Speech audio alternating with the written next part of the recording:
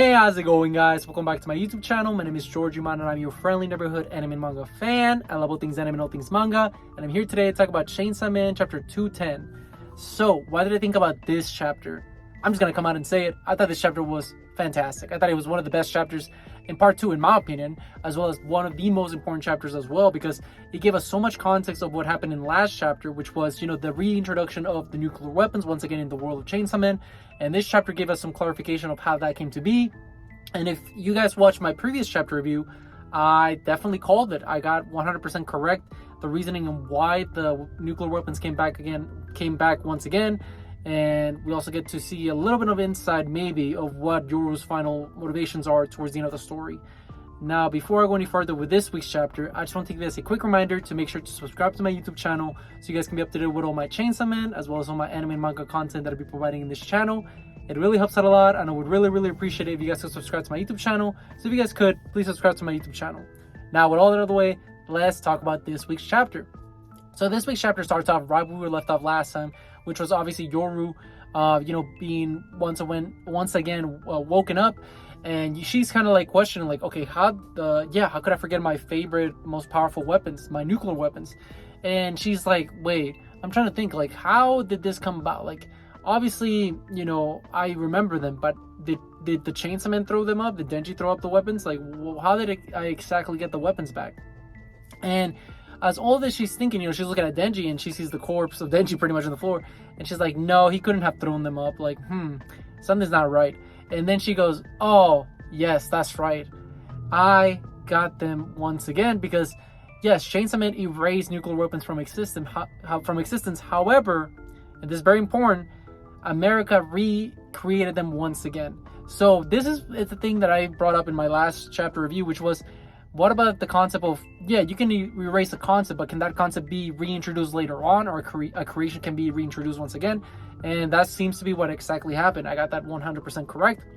And pretty much, thanks to America creating nuclear weapons once again, and throughout the fear of, the war and everything, it made them build this technology, just like in real life, World War II. It got us to this point where the nuclear weapons were used. And now that they're reintroduced to the story, that's how Yoru was able to tap into that power once again and remember her memories of nuclear weapons. And as all that is happening, we see that eventually, as she's saying all this, we see that the Fallen Devil, they heal themselves once again, and she's like, hey, let's fight. And this is where Yoru just kind of, speed blitzes her once again. She's like, I won.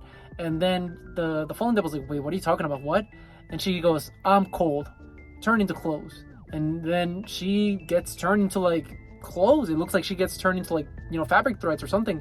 What does that exactly mean? Like, how was she able to do that necessarily? I don't know. If I had to speculate, this is like wildly out there. Perhaps the reason that she was able to, like, turn the what's it called, the Fallen Devil into, like, shreds of stuff, these fabrics and, like, clothing and all that. Maybe it's because she was literally, I don't know, there's so many concepts out there for the reasoning of this power. I was personally thinking, why don't you just, like blitz her, like, just nuke her, right?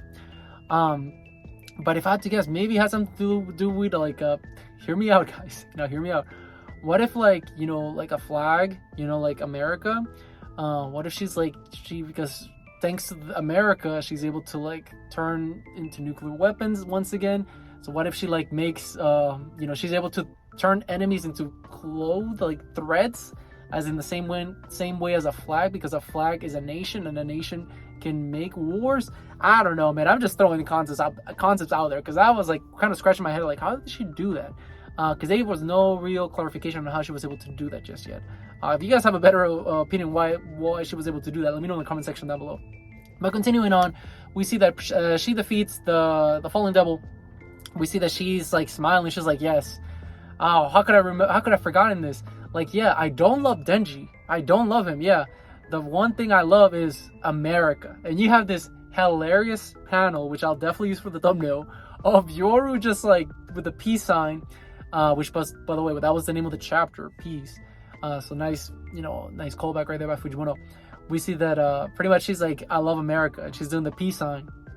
which is pretty ironic because obviously America's unleashing these nuclear weapons everywhere, creating chaos and war, yet she's doing the peace sign.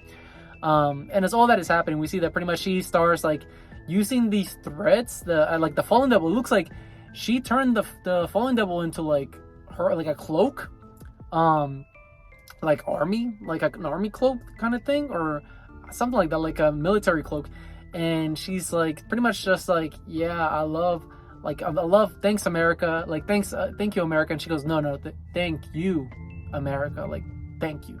And then she like locks in, and as all that is happening, we see that pretty much she like starts reciting the national anthem of the US, which was like, what? This is like typical Fujimoto, like wild nonsense. Like, I wouldn't say nonsense because it makes sense, but it was just hilarious. I was not expecting it, and honestly, is one of the funnier / darkest chapters in Chainsaw Man once you think about it. Because as she's reciting the Star Spangled Banner, we see that she pretty much, you see all these calamities in the world, and she's saying like all these lyrics like, oh, this beautiful the flag, what it stands for and all that. You see the chaos that the war has caused across the world, and the victims and all the carnage. And then she, from my understanding, I think she turned the fallen devil into like a cloak or like a sweater or something. And like I said, I think it's like a military sweater. So my idea is that maybe she was able to do that because war, she's the war devil, therefore hypothetically she could turn you into a weapon of war, which is the uniform of war. I don't know, like I said, a lot of weird concepts that I'm throwing out there, but just follow me for a bit. And as all that is happening, we see that eventually as she gets this new drip, she starts to talk to Asa, because Asa seems to be in herself, and she's talking to Yoru, like, Yoru, so you're really gonna go through with this? Like, are you serious? And Yoru has like a very cold demeanor about herself, and she just goes like, how about you just stand on the sidelines and watch, like, be a good girl and just watch me do what I gotta do. And if I had to theorize what might that be, I think that she's literally causing World War III, obviously. I think that she's the catalyst of that, if anything. Because obviously she thrives on war, and the more conflicts and war, ensues in the world, the more powerful she will be, obviously. So this is looking not good at all for the rest of the world, honestly, and for Denji specifically, because Denji already got defeated, or Pochita, I would say, already got defeated by Yoru once before when she fired a big tank, from like the Statue of Liberty, and shot it at Denji. Which, by the way, it's a nice, once you think about it, that actually, makes much more sense. Like, why she would have like the tank devil, or like the Statue of Liberty, that weapon in America, because she believes in America so much and loves it, because obviously America is the center of war, Not to get too serious in that, but I mean, it is what it is, right? And how the chapter pretty much ends is that Denji, you see him, we catch up back with him, and you see him like knocked out on the floor.